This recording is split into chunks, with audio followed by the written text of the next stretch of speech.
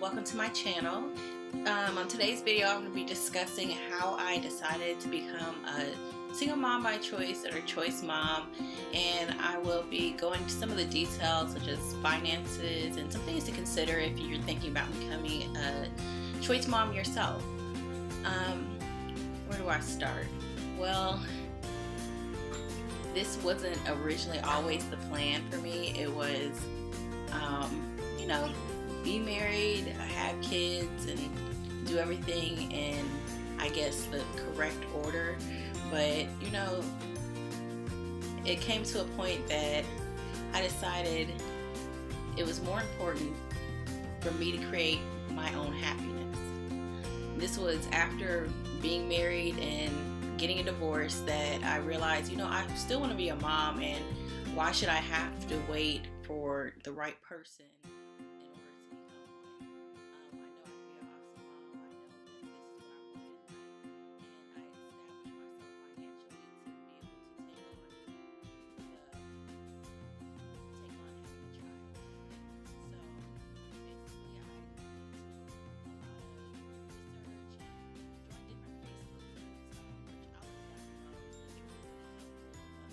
talking about the truth and helpful other choice moms and hearing their stories, making my own personal decision of what was right for me. Now, some of the things to consider before you do it is having a good support system. I cannot stress this enough because my family has been awesome when it comes to supporting me throughout my pregnancy, throughout my birth. Some things to consider are the fact that you may not have an easy pregnancy. I didn't. I was sick as a dog throughout my whole pregnancy. I had morning sickness the whole time. I was on morning sickness medication. Most days it was like I couldn't even get up. It was just throwing up, and what really helped was having that strong support system. I lived alone at the time, and towards the end of my pregnancy, I did start staying at my parents' house more and more, and they all stepped up and helped me out, which I am eternally grateful for, because not a lot of people have that support system and have families that would do that for them. And it was really nice to, not have to worry about certain things like carrying heavy furniture around, like when I was trying to set up her nursery, or having to carry groceries. I had, like I said, a good support system throughout my birth. My birth did not go as planned at all. I ended up having to get a C-section, and it was just crazy. And what I'll do is I'll go into detail. I'll do my labor and delivery story, because like I said, if it wasn't for my support system, I don't know what I would have done. So your support system doesn't necessarily have to be your family, because I know a lot of people don't have family that would step up and, help them out. It could be just friends, or you can join like a group like me where it's other single moms and make friendships and just have somebody that's there. Another option is having a doula. I decided not to have one because, like I said, I had my family that was there for me. So, like I said, I would just look into some options, because, like I said, things don't always go as planned, and having just someone there that can back you and be there for you during, if things don't go as planned. Another thing to consider are finances. A lot of people think it's super expensive to have a child, which it is kind of expensive to go through the fertility process, and having a IVF or IUI. In my case, you still have to buy sperm, which can be costly, especially with shipping, paying for the actual process. Especially like me, my insurance didn't cover the actual IUI or the sperm, so I had to pay out of pocket for that. Luckily, with my job, which has been such a blessing, I didn't have to work throughout my whole pregnancy, and I got disability. So basically I was getting paid my whole pregnancy, and I got, like, it wasn't my full paycheck, but it was still like enough to cover myself, and I had a lot of money just set aside just for after my pregnancy, because my job also gives me the option to take bonding leave, which is basically you can take additional time past the 6 to 8 weeks after birth voluntarily. It's not paid, but like I said, I put money aside so I'd be able to cover myself and my bills, so I can take that extra time off. So I probably won't go back to work until, like, I'm thinking next year, January, February. So like I said, I'm very blessed to have a job that provided that for me. So it's just some things you want to consider when it comes to finances, such as, you know, childcare. If your job doesn't provide you like with additional time off, you have to think about daycare. You have to think about who's going to watch your child while you're at work. Just like I said, I would just get an idea of how much everything's going to cost and start putting money aside.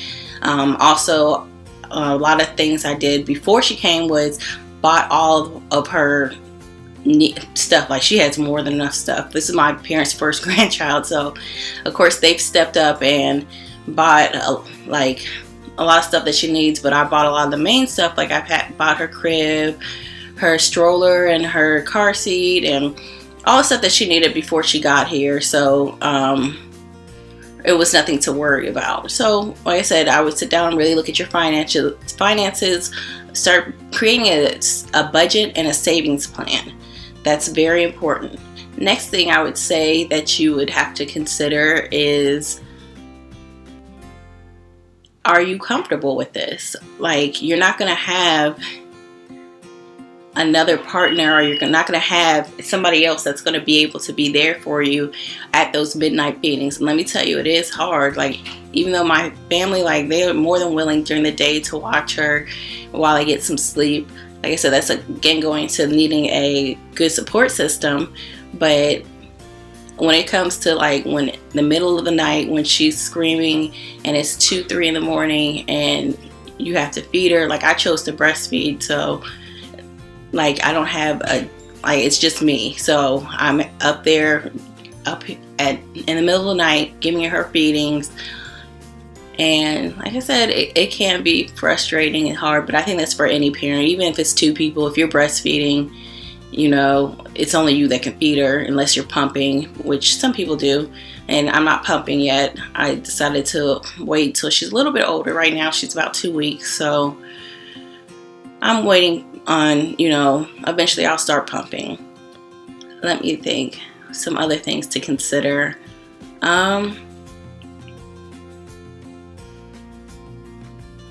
Emotionally, where you're at, because you're gonna be it's a lot emotionally to go through this process. It took 2 tries for me to get my daughter. The first try, like, I wasn't ready emotionally for it, and so I took time off. Like, I took an additional 6 months, because when I wasn't pregnant that first time, like, I could tell you I was a little bit down and like frustrated, because you spent all this money and put all your hopes into having this child, and it turns out you're not pregnant, so you have to do the process all over again. And so it can get frustrating, get costly, and you know, you just want your child. And so then the second time I did, I was more in a better place emotionally, and I was ready, you know, whatever the outcome was, I was emotionally ready. So you want to make sure, like, you're in a good space to have a child. I think that's about it. If you have any additional questions on what it's like to be a choice mom, some other things to go in, again, emotionally, you're going to get people that don't agree with you. I've had people say rude things to me. I don't think they were trying to be rude, but it just came off that way. So you're going to get people, well, why don't you wait, or why don't you do this? But like I said, you know, people are not going to 100% agree with your choice, and that's fine. You just have to be strong enough to not care about people or their opinions, because at the end of the day, it's your life, and if this makes you happy, then do it. You only get one life. So my suggestion to you is just take all these things in consideration and just think, is this something that I really want to do? And start making a plan. Like I said, this wasn't like a surprise pregnancy. This wasn't an unplanned pregnancy. It was a lot of planning that went into this. And you should do the same. It's just plan it out and decide, how you want your life to look. And like I said, things may not go as planned, but it's good. And so right now, like I said, I have such an amazing support system. So right now I'm staying at my parents' house because I had like I said, I'll go into it on my labor and delivery story, but right now I'm staying at my parents' house, which I had already planned to do, stay here for like 2 weeks after my birth, but I ended up having a C-section, so I'm still here. But right now, like, I have a room set up for me and my daughter that we're staying in while I recover. And so basically,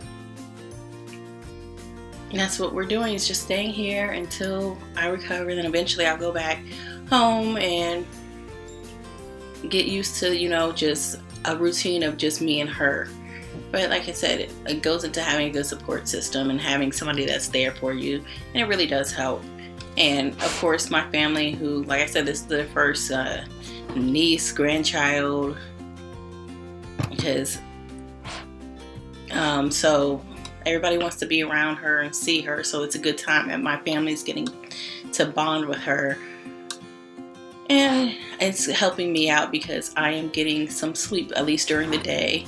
So when they agree to watch her while I get a rest, so I usually will feed her, and then my mom or somebody, if I'm tired, will just watch over her. Usually she sleeps after she eats, so they'll just watch over her so I can take a nap, or if she's during her active hours, they'll just, watch out over her.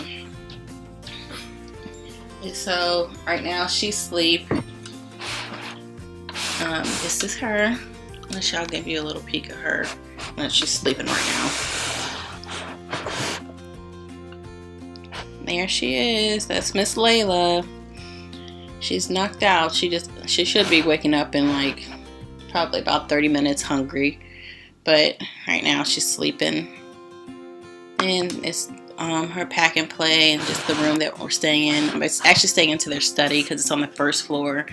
After my C-section, of course, I couldn't climb the stairs. So right now I'm staying on the first floor, which has the bathroom, the kitchen, everything. So I'm able to get everything that I need.